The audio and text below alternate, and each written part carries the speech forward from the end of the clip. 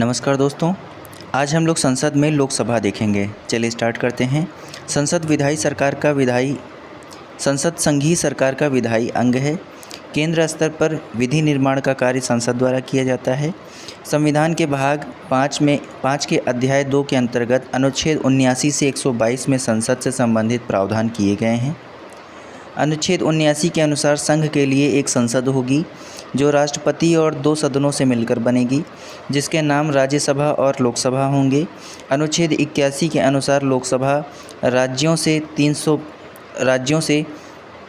530 से अनधिक और संघ राज्य क्षेत्रों से 20 से अनधिक प्रतिनिधि सदस्यों से मिलकर बनेगी। यदि राष्ट्रपति की राय में लोकसभा में आंग्ल भारतीय समुदाय का प्रतिनिधित्व पर्याप्त नहीं है, तो अनुच्छेद 331 के तहत उसके द्वारा लोकसभा में उस समुदाय के 2 सदस्य मनोनीत करने की व्यवस्था थी।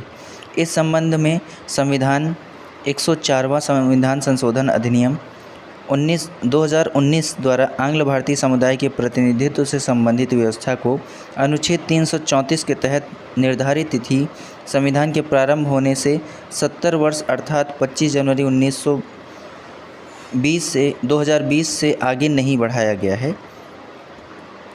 इस प्रकार आंग्ल भारतीय समुदाय से लोकसभा में 2 सदस्यों के नामांकन की व्यवस्था अब निष्प्रभावी हो गई है। लोकसभा में राज्यों को जनसंख्या के आधार पर सीटें आवंटित होती हैं। लोकसभा में राज्यवार सीटों का आवंटन 1971 की जनगणना पर आधारित है, जबकि प्रत्येक राज्य का प्रादेशिक निर्वाचन क्षेत्रों में विभाजन 2001 की जनगणना 27वें संविधान संशोधन अधिनियम 2003 से आधारित है। 84वें संविधान संशोधन अधिनियम 2001 के अनुसार यह निर्धारण वर्ष 2026 के पश्चात की पहली जनगणना के सुसंगत आंकड़े प्रकाशित होने तक यथावत रहेगा। अनुच्छेद 83(2) के अनुसार लोकसभा की अवधि प्रथम अधिवेशन के लिए नियत तारीख से 5 वर्ष तक की होगी। हालांकि राष्ट्रपति को 5 वर्ष से पूर्व किसी भी समय लोकसभा को विघटित करने का अधिकार है।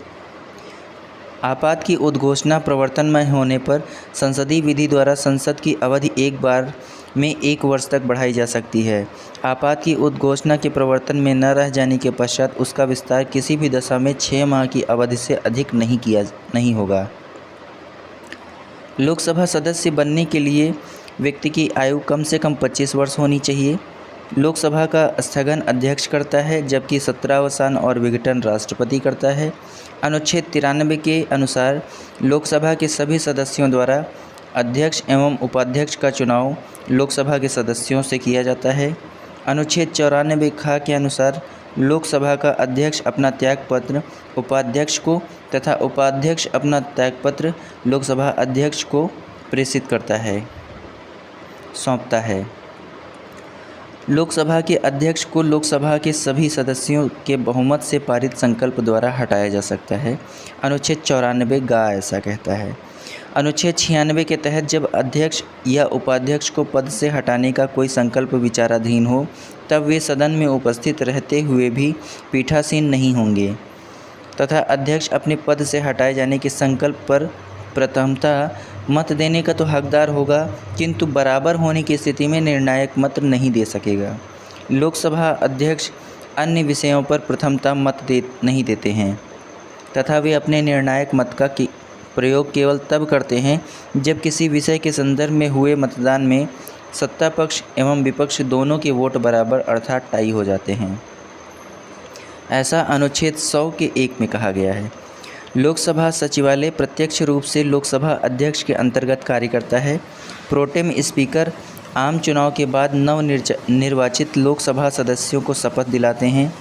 नवनिर्वाचित सदन में लोकसभा अध्यक्ष के चुनाव से पहले लोकसभा के सामान्यतः सबसे वरिष्ठ सदस्य को प्रोटेम स्पीकर के रूप में चुना जाता है।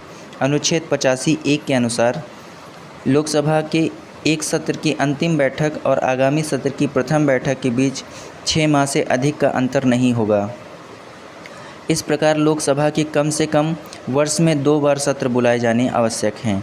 अनुच्छेद 103 के अनुसार लोकसभा या राज्यसभा का कोरम गणपूर्ति कुल सदस्य संख्या का 1/10 भाग होता है।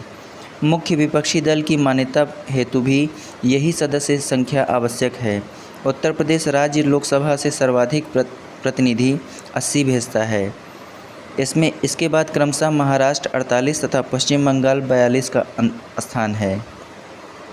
वर्तमान में 6 जनवरी 1922 से लोकसभा निर्वाचन क्षेत्र के लिए प्रत्याशी हेतु चुनाव व्यय की अधिकतम सीमा 95 लाख तथा कुछ राज्यों संघीय क्षेत्रों में 75 लाख रुपए एवं विधानसभा निर्वाचन क्षेत्र के लिए 40 लाख रुपए, कुछ राज्यों या संघीय क्षेत्रों में 28 लाख रुपए निर्धारित की गई है। लोकसभा का प्रथम चुनाव 25 अक्टूबर 1951 से 21 फरवरी 1952 तक चला। यह चुनाव 489 सीटों के लिए हुआ था। प्रथम लोकसभा का पहला अधिवेशन 13 मई 1952 को हुआ था। 15 मई 1952 को गणेश वासुदेव मावलंकर लोकसभा के प्रथम अध्यक्ष बने तथा 27 फरवरी 1956 तक अपनी मृत्यु तक इस पद पर बने रहे।